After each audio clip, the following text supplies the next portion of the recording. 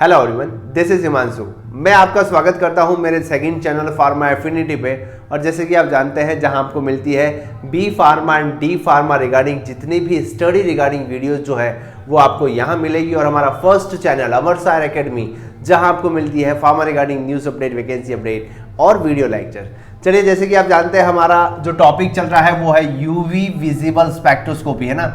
UV spectroscopy पे हम पढ़ रहे हैं और इसमें कंटिन्यूसली हमने थोड़ा सा इसका इंट्रोडक्शन देखा था, किस हिसाब से रेडिएशन चलती है, हमारे एक्सरे, उसके बारे में हमने पढ़ा था। और थोड़ा बहुत जो हमने समझने की कोशिश की थी सर यूवी में बेसिकली होता क्या है।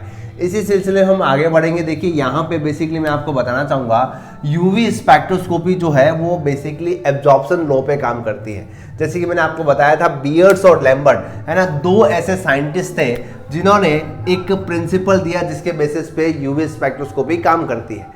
तो बेसिकली ये प्रिंसिपल है क्या, तो ये देखिए एब्जॉर्प्शन लॉ जो है वो क्या है, इसको समझने की कोशिश करेंगे। तो जैसे कि आप जानते हैं, देखिए जब कभी भी हमने पढ़ा था स्पेक्ट्रोस्कोपी का मतलब ये है कि सर जब कभी भी हम किसी भी मेटल को लाइट से डील करवाते हैं उसको हम स्पेक्ट्रोस्कोपी बोलते हैं। अगर हम यूवी रेंज में काम कर रहे हैं उसको यूवी स्पेक्ट्रोस्कोपी, आईआर रेंज में काम कर रहे हैं उसको हम आईआर स्पेक्ट्रोस्कोपी के नाम से जानते हैं। अब ये बेसिकली जो है वो एब्जॉर्प्शन लॉ पे काम करती है। एब्जॉर्प्शन लॉ का मतलब ये है, आप देख पा रहे हैं, ये जो है वो क्या है, इंसिडेंट लाइट। I0 जो है वो क्या है, आपकी इंसिडेंट लाइट, मतलब जो गिरने वाली लाइट है वो। और I जो है वो है ट्रांसमिटेड लाइट, मतलब जो ट्रांसफर होके बाहर निकल गई उस रेडिएशन का यहाँ पे मेजरमेंट हम करेंगे। ठीक है, तो यहाँ पे सिंपली जो है दो कंडीशन में ले लेता हूँ। यहाँ पे आप देख पा रहे हैं, देखिए if the sample is transparent, अगर आपका सैंपल जो है, यहाँ पे देखिए ये क्या है, कवेट है, क्वार्ट्ज की बनी होती है जिसमें कि हमने यूवी का सैंपल डालना रहता है। ठीक है, तो यहाँ पे जैसे हमने सैंपल फिल कर दिया और हमें इंसिडेंट लाइट है इसके ऊपर करवाई, यूवी रेंज की लाइट को यहाँ पे इंसिडेंट करवाना है। और जैसे इंसिडेंट करवाई तो अगर ये सैंपल जो है वो ट्रांसपेरेंट है, आपको दिख रहा है यहाँ पे कोई मॉलिक्यूल नहीं है, ट्रांसपेरेंट है, तो क्या होगा कि सर जो एब्जॉर्बेंस है वो जीरो होगी। बिल्कुल सर जीरो होगी, क्योंकि कोई एब्जॉर्बेंस है ही नहीं, कोई मॉलिक्यूल ही नहीं है। और ट्रांसपेरेंस कितनी होगी, ट्रांसमिटेड लाइट कितनी होगी, 100% होगी, क्योंकि सीधी जो लाइट आ रही है वो की वो लाइट निकल जा रही है। इसका मतलब क्या हो गया हमारा कि सर जो I0 है वो I के इक्वल हो जाएगा। बिल्कुल हो जाएगा, जितनी लाइट आ रही है 100% लाइट आ रही है और 100% लाइट जो है वो ट्रांसमिटेड हो रही है। एक और कंडीशन यहाँ पे क्या होती है कि if the sample is not transparent, अगर आपका सैंपल जो है वो ट्रांसपेरेंट नहीं है तो उस कंडीशन में क्या होगा, तो यहाँ पे आप देख पा रहे हैं कि आपका A जो है, मतलब कि आपकी एब्जॉर्बेंस जो है परसेंटेज वो मोर देन जीरो होगी। बिल्कुल सर, कुछ तो एब्जॉर्बेंस होनी है, जीरो तो नहीं होनी है। और ट्रांसपेरेंस कितनी होगी, लेस देन 100, मतलब कि आपकी जो 100% यहाँ पे I0 आ रही है। सपोज कीजिए आपकी लाइट जो है वो 100% आ रही है, यहाँ पे आपके सैंपल सॉल्यूशन ने 10% एब्जॉर्ब कर ली, ट्रांसमिटेड लाइट कितनी निकली, 90% जो है वो आपकी ट्रांसमिटेड लाइट होगी। मतलब कि यहाँ पे जो आपकी ट्रांसपेरेंट लाइट जो है वो लेस देन 100 होगी, 100 से कम होने वाली कितनी है, 90 है। क्यों, क्योंकि थोड़ी कहाँ गई भैया, सैंपल जो है उसने एब्जॉर्ब कर दी। तो क्या सेकंड कंडीशन क्या है हमारी कि if the sample is not transparent, मतलब कि यहाँ पे कुछ ना कुछ आपका सैंपल जो है वो पड़ा है जिसने कि लाइट को एब्जॉर्ब किया। और यहाँ पे दूसरी कंडीशन आपकी क्या बन गई कि सर यहाँ पे हमें नजर आ रहा है I0 is more than I, मतलब कि जो आपकी इंसिडेंट लाइट है वो ज्यादा होगी ट्रांसमिटेड लाइट से, क्योंकि यहाँ पे जो सैंपल था उसने लाइट को एब्जॉर्ब किया। तो यही आपका एब्जॉर्प्शन लॉ। यहाँ पे एक और इक्वेशन आ जाती है कि सर अगर A जो है वो equal to I0 divided by I, T हमारा क्या हो गया, I इक्वल टू I0। तो यहाँ पे एक इक्वेशन बन जाती है, A जो है absorption equal to log 10 1/T।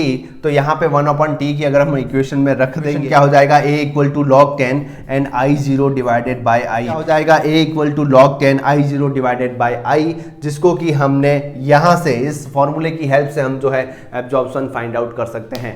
जी हाँ, अगर हमें I0 यानी कि इंसिडेंट लाइट और ट्रांसमिटेड लाइट का वैल्यू पता है तो हम इसकी एब्जॉर्बेंस जो है वो पता लगा सकते हैं। यहाँ तक तो हमें समझ में आ गया सर, ये बेसिक जो है एब्जॉर्प्शन लॉ जो है वो आपने पढ़ा दी। अब हम नेक्स्ट चलते हैं। तो बेसिकली अब हम समझेंगे बेसिक जो बियर्स लैम्बर्ट लॉ है, जो यूवी का प्रिंसिपल है, इसके बारे में हम बात करेंगे।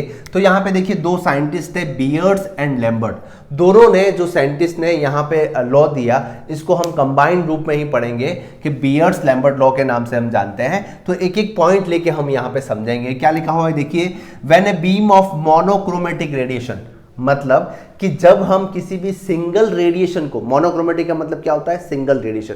आप जब यूवी स्पेक्ट्रोस्कोपी का इंस्ट्रूमेंट पढ़ेंगे तब आप यहाँ पे देखिए सोर्स को देखेंगे तो चारों तरफ से यहाँ पे 100% लाइट आ रही है। हमें कौन सी डिजायर वेवलेंथ, जैसे कि 248 वेवलेंथ चाहिए, तो आगे जो है हमें मोनोक्रोमेटर लगा होता है जो हमें सिंगल वेवलेंथ प्रोवाइड करवाता है, मोनोक्रोमेटिक रेडिएशन प्रोवाइड करवाता है। ठीक है, तो मोनोक्रोमेटिक रेडिएशन को क्या करते हैं हम, इस पास through the absorbing medium the decrease in intensity of radiation, radiation की इंटेंसिटी डिक्रीज होती है is directly proportional to path length and concentration of solution. मतलब जैसे जैसे आप जो है पाथ लेंथ बढ़ाएंगे, एब्जॉर्बेंस बढ़ेगी, लाइट की इंटेंसिटी कम होगी। ठीक है जी, जैसे जैसे आप कंसंट्रेशन बढ़ाएंगे, एब्जॉर्बेंस बढ़ेगी, लाइट की इंटेंसिटी जो है वो कम होती जाएगी। जी हाँ, इस चीज को हम यहाँ पे बहुत ही सिंपल लैंग्वेज में समझ सकते हैं। जैसे कि आप यहाँ पे देख पा रहे हैं फर्स्ट सैंपल में, यहाँ पे एक 1 सेंटीमीटर की कवेट है और यहाँ पे 3 सेंटीमीटर की कवेट है। जैसे ही मैं यहाँ पे लाइट को पास करवाता हूँ तो यहाँ पे देखिए आप देख पा रहे हैं कि इस लाइट को इस मीडियम से ट्रेवल करने में कम समय लग रहा है, इसको ज़्यादा समय लग रहा है क्योंकि इसका पाथ लेंथ जो है वो ज़्यादा है। और यही चीज़ यहाँ पे बीयर्स लैम्बर्ट लॉ जो है ये किसने दिया था, लैम्बर्ट ने दिया था कि पाथ लेंथ जैसे जैसे इंक्रीज होगी लाइट की इंटेंसिटी डिक्रीज होती जाएगी, एब्जॉर्बेंस बढ़ता जाएगा।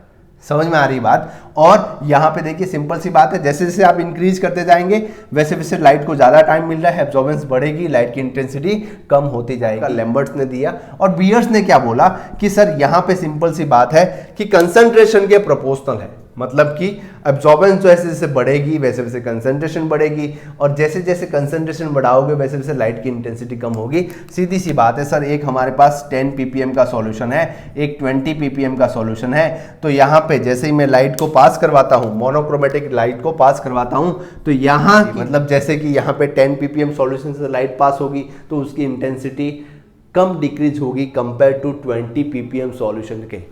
समझ में आ रही बात। मतलब सीधी सी बात है सर, कंसंट्रेशन बढ़ेगी, एब्जॉर्बेंस बढ़ती जाएगी, एब्जॉर्बेंस बढ़ेगी, कंसंट्रेशन बढ़ेगी और लाइट की इंटेंसिटी जो है वो कम होती जाएगी। तो ये लॉ जो है वो बीयर्स ने दिया, मतलब कि इसको हम कंबाइंड रूप में पढ़ रहे हैं, बीयर्स लैम्बर्ट लॉ।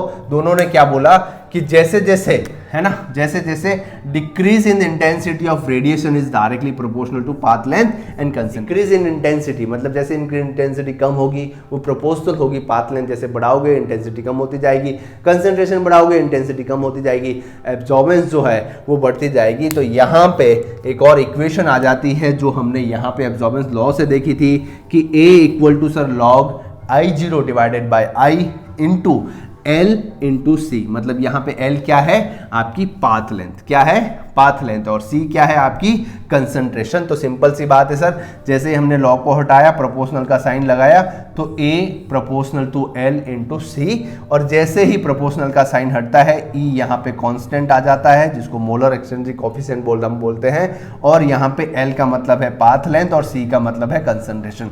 मतलब मैं ऐसा बोल सकता हूँ सर कि एब्जॉर्बेंस जो है वो लेंथ के प्रोपोर्शनल है, पाथ लेंथ के, और एब्जॉर्बेंस जो है वो कंसंट्रेशन के प्रोपोर्शनल है डायरेक्टली। मतलब जैसे जैसे आप पाथ लेंथ इंक्रीज करिएगा वैसे वैसे एब्जॉर्बेंस जो है वो इंक्रीज होगी, जैसे जैसे आप कंसंट्रेशन इंक्रीज करिएगा वैसे वैसे एब्जॉर्बेंस जो है वो इंक्रीज होगी। सीधी सी बात है, 20 ppm का सॉल्यूशन जो है उसकी एब्जॉर्बेंस जो है वो ज़्यादा होनी है, बट नेचुरली होनी है।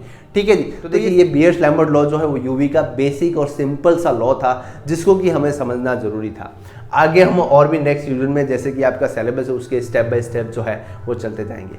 चलिए, कैसा लगा इन्फॉर्मेशन जरूर बताएं कमेंट सेक्शन में। लाइक करें, शेयर करें, सब्सक्राइब करें मेरे चैनल को। ऐसे informative pharmaceutical update, news update, vacancy update, study regarding video lectures. Keep watching, stay tuned.